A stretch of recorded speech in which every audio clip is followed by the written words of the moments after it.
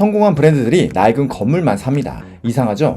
돈도 있고 자기 입맛대로 새로 지을 수도 있는데 굳이 오래되고 손이 많이 가는 건물을 찾아갑니다. 왜일까요? 새 건물로는 절대 못 사는 게 하나 있거든요. 바로 그 건물에 쌓인 시간, 그리고 이야기입니다. 근데 이야기가 그렇게까지 중요할까요? 그게 돈이 될까요? 이야기를 전략 한복판에 둔 회사가 있습니다. 바로 에어비앤비. 2011년 창업자 브라이언 체스키가 월트 디즈니 평전을 읽고 결심합니다. 픽사 출신 스토리보드 작가를 데려왔죠. 그리고 호스트와 게스트가 겪는 모든 순간을 영화처럼 한 장면씩 그리게 합니다. 프로젝트 이름은 스노우 화이트. 이 그림 한 묶음이 이후 에어비앤비의 제품과 조직 결정의 기준이 됩니다. 기술 회사도 결국 이야기를 산 거죠. 공간도 똑같습니다. 근데 공간은 새로 못 만드는 게 있죠. 바로 세월, 시간입니다. 얼마 전 한 공간을 다녀왔습니다. 미래 빌딩? 이름이 좀 촌스럽죠? 그게 포인트입니다. 이름까지 그대로 남겼거든요. 이 건물을 쓰는 브랜드가 로우 클래식입니다. 2009년에 시작한 컨템포러리 여성복 브랜드죠. 미니멀하고 구조적인 디자인으로 국내에서 탄탄히 자리 잡았고 지금은 성수 가로수길 신당동 등에 매장을 두고 있습니다. 재밌는 건 대표인 이명신 디자이너가 프로젝트 런웨이 코리아에 나가 이름을 알렸다는 점이죠. 실력으로 증명했는데 파리 쇼룸에 입점도 하고 패션 위크에도 나간 그런 브랜드입니다. 그런데 이 브랜드가 1968년에 지어진 오래된 건물을 2021년에 통째로 사들였습니다. 그리고 사옥으로 바꿨죠. 근데 이 건물 그냥 산 게 아니라고 합니다. 경쟁을 해서 가져갔다는데 말이죠. 이 자리 주변만 봐도 답이 어느 정도 정해져 있습니다. 건물을 철거하고 빌라로 분양할 수 있죠. 실제로 주변엔 빌라들이 많습니다. 사업성이 엄청나진 않아도 가장 무난한 방법이죠. 실제로 그런 목적의 경쟁자들이 로우 클래식보다 더 좋은 조건을 제시했다고 합니다. 근데 로우 클래식은 건물주를 직접 찾아갔습니다. 이 건물을 어떻게 쓸지, 어떻게 운영할지를 설명했고 결국 기회를 잡았다고 하죠. 건물을 파는 사람 입장에선 크게 두 가지 선택지가 있습니다. 하나, 그냥 비싸게 판다. 그 뒤야 어떻게 되든 상관없죠. 대부분 이렇게 생각하죠. 둘, 내 건물이 어떻게 남을지를 지켜본다. 이러면 누가 뭘 하려는지가 중요해집니다. 이 건물주는 후자를 택했습니다. 그렇게 어렵게 산 건물, 그럼 뭘 어떻게 바꿨을까요? 먼저 없던 자리에 새 입구를 냈습니다. 단순한 문이 아닙니다. 건물 전체 동선을 다시 짠 거죠.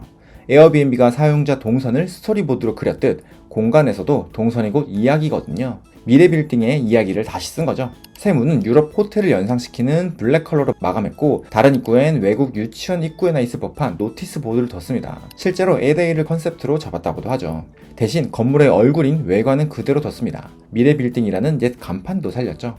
사실 요즘 외관 보존은 흔합니다. 건물의 이야기를 빌려오고 비용도 아낄 수 있죠. 근데 얼마나 남기고 그걸 어떻게 잇느냐는 완전히 다른 문제입니다. 특히 창이 그렇습니다. 옛날 방식이라 여닫는 법도 다르고 프레임도 녹슬었죠. 보통은 다 뜯어내고 새 걸로 바꿉니다.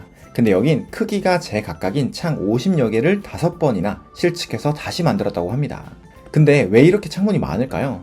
이 시대의 건물엔 커튼홀, 그러니까 유리벽이 없었습니다. 커튼홀 공법이 우리나라에 본격적으로 퍼진 건 대략 1970년대 이후 63빌딩이 그 대표죠. 1968년에 벽돌을 쌓아 올리는 조적조가 더 흔했습니다. 벽을 쌓는 구조니까 빛과 바람을 큰 유리창이 아니라 벽에 뚫은 작은 창들로 해결할 수밖에 없었죠. 그래서 작고 제각각인 창이 그 시대의 이야기로 남게 된 겁니다. 근데 이렇게까지 보존한 데엔 사실 또 다른 이유가 있습니다. 감성이 아니라 부동산적으로 말이죠. 이 건물은 1968년에 지은 철근 콘크리트에 벽돌을 두른 높이 12m의 3층짜리 건물입니다. 근데 땅에 비해 한참 덜 지었죠. 준주거 지역이라 용적률을 400%까지 쓸 수 있는데 118%만 사용을 했습니다. 쓸 수 있는 용적의 약 70%가 비어있는 셈이죠. 용적률은 결국 돈인데 왜 그랬을까요? 1995년에 이 일대가 남산 최고 고도지구로 묶입니다. 서울에서 남산이 잘 보이게 고층으로 가리지 못하도록 높이를 법으로 제한한 거죠. 회현, 명동, 필동, 장충, 그리고 이 건물이 있는 다산동까지 높이가 12에서 20m로 묶였습니다. 건물이 지어진 뒤 규제가 생겼고 사업성이 나오기 힘들게 되었죠. 그럼 높이 못 올리는 땅에서 오히려 그대로 남기는 게 가장 좋은 선택일까요? 아참, 여기까지 내용이 유익하셨다면 구독, 좋아요, 알림 설정 부탁드리겠습니다. 고층 신축이 막혔으니 헐고 크게 짓기가 답이 아니게 됩니다. 대신 건물의 개성을 살리는 리노베이션이 합리적인 활용법이 되었죠. 즉 로우 클래식의 보존은 감성이 아니라 규제 환경상 가장 똑똑한 선택이었던 겁니다. 건물이 지어진 시간을 보면 건물값은 거의 제로, 사실상 땅을 산 겁니다. 근데 그 땅에서 높이를 가질 수 없으니 시간이 쌓인 건물이 되려 가장 큰 자산이 된 아이러니죠. 여기서 하나 더, 이 건물엔 사라진 회사의 흔적이 있습니다. 등기부를 따라가 보면 한때 삼지기업이라는 곳이 사용하던 건물이었고 그 전엔 독서실이었다고도 합니다. 해당 기업은 외환 위기와 IMF 시기를 거치면서 기업 위기를 함께 겪었던 것으로 보이죠. 즉 과거에 또 다른 회사가 이곳에 다른 이야기를 써내려 갔던 흔적입니다. 총리가 사용하던 공간이라던 썰도 있기도 하고요. 서울시는 2023년 6월 신고도지구 구상안을 내놓고 2024년 1월 남산 고도지구 완화안을 도시계획위원회에서 가결합니다. 다산동을 포함한 일대 높이 상한이 올라가고 노후 주거지 정비 사업은 가이드라인을 지키면 최대 45m까지 갈 수 있게 됐죠. 그러면서 다시 두 가치가 공존하게 됩니다. 시간을 보존하는 가치와 높이 올려 개발하는 가치죠. 여기서 타이밍이 묘한데요. 로우 클래식이 이 건물을 산 건 2021년, 완화 그 뒤에 왔죠. 해당 사실을 알고 사진 않았겠지만 건물 매입 후 높이 완화가 되었으니 당연히 호재 중에 호재겠죠. 흥미로운 건 이 동네에 비슷한 움직임이 또 있었습니다. 가수 이효리 씨도 2022년에 약수역 인근 신당동 건물을 31억 넘게 전액 현금으로 매입했습니다. 해당 건물도 한 의류 브랜드가 통째로 사용하고 있죠. 조용하던 동네에 패션과 자본이 모인 거죠. 그럼 로우 클래식은 이 건물을 어떻게 활용하고 있을까요? 미래 빌딩 안엔 옷만 있는 게 아닙니다. 지하엔 카페 와일드덕 그리고 정원이 있습니다. 나선형 철제 계단이 1층 테라스로 이어지죠. 직원과 동네 주민이 여기서 담소를 나누기도 합니다. 건물이 위아래로 뻥 뚫려 있어서 앞마당 같은 개방감이 시원하게 느껴졌고요. 1층은 누구나 앉을 수 있는 라운지와 LC라인 매장인데요. 이 라운지 원래는 직원들이 모이라고 만든 공간이었다고 합니다. 근데 다들 내향인이라서 정작 대표분들만 앉아있다는 인터뷰를 봤는데 방문객으로선 이 공간이 너무 좋았습니다. 에드워드 호퍼 그림 속 일부 같기도 했고 편하게 쉬기에도 너무 안성맞춤이었죠. 2층엔 LC라인과 로우 클래식, 향 브랜드 수집 미학이 있었고 3층은 전시와 콘텐츠 공간 미래 프로젝트라고 부르기도 하죠.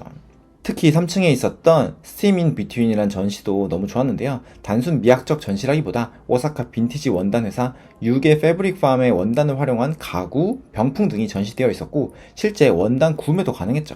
원단 질감 및 퀄리티도 너무 좋았지만 여기 계시던 젊은 직원분이 너무 열정적이라 저희한테 가구 만드는 법도 알려주셨습니다. 덕분에 원단을 실컷 살 뻔했네요. 바닥 일부 자재, 벽기둥, 천장엔 과거의 흔적이 그대로 남아있고 3층 박공 천정도 완전히 러한 상태로 그대로죠. 즉 외관의 이야기가 안으로까지 이어지는 구조입니다. 가구는 따뜻한 화이트, 베이지, 옅은 그린, 앤틱하면서도 깔끔하고 은은한 조도의 조명까지 브랜드의 결과 정확히 맞물렸던 것 같습니다. 핵심은 결국 큐레이션인데요. 4억이라는 비용을 사람을 부르는 컨텐츠로 바꾼 겁니다. 지하층의 카페는 마치 베를린 골목에서 만날 수 있는 그런 자유분방한 분위기가 특징이었죠. 개인적으로 전체 공간을 잡아주는 역할을 1층과 카페가 했다고 생각합니다.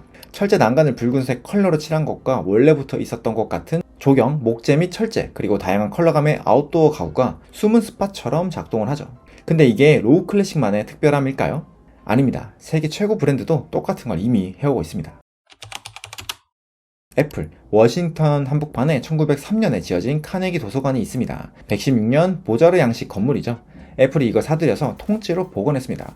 대리석 외벽, 옛 창문, 중앙 아트리움, 대계단까지 모두 말이죠. 자기들 역사상 가장 큰 복원 프로젝트라고 합니다. 더 흥미로운 건 그 다음인데요. 애플은 건물 지하에 카네기 갤러리를 만들었습니다. 이 건물 자체의 역사를 전시하죠. 매장 안의 건물의 이야기를 다시금 써내려갔습니다. 건물을 판 게 아니라 시간을 전시한 거죠. 뉴욕에선 역사 건물 보존 공로로 상까지 받았습니다. 왜 이렇게까지 했을까요? 규모는 다르지만 애플도 로우 클래식도 새 건물이 아니라 시간을 샀습니다. 다시 처음 질문으로 돌아가 보죠. 성공한 브랜드는 왜 낡은 건물만 살까요? 새 건물은 돈만 있으면 지을 수 있습니다. 근데 그 건물이 가진 시간, 쌓인 이야기는 돈 주고 살 수가 없습니다. 브랜드가 서로 닮기 쉬워진 시대에 낡음은 아무도 복제할 수 없는 차별점이 됩니다. 그래서 잘 나가는 브랜드일수록 거꾸로 더 낡은 걸 찾는 게 아닐까요? 로우 클래식은 그걸 가장 정직하게 보여준 사례고요. 결국 공간을 산다는 건 그 안에 쌓인 시간을 사는 일입니다. 그리고 그 시간은 앞으로 더 귀중해질 것 같고요. 네, 오늘 내용은 여기까지고요. 다음에도 더 유익하고 재밌는 이야기로 찾아오겠습니다. 구독과 좋아요 꼭 부탁드리겠습니다. 감사합니다.